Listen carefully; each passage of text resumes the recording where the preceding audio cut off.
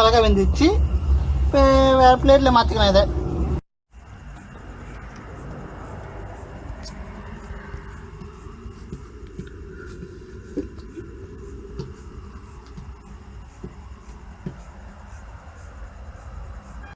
கலக்காய் பார்க்கறதுக்கு நல்லா அருமையாக இருக்குது. இப்போ இதை நான் சாப்பிட்டு பார்க்கலாம். பார்க்கறதுக்கே டேஸ்டாக இருக்குது மாதிரி தெரியுதுன்னா உள்ள டேஸ்ட் எப்படி இருக்குன்னு தெரியல. அருமையாக அப்படி இருக்கும்னு நினைக்கிறேன்.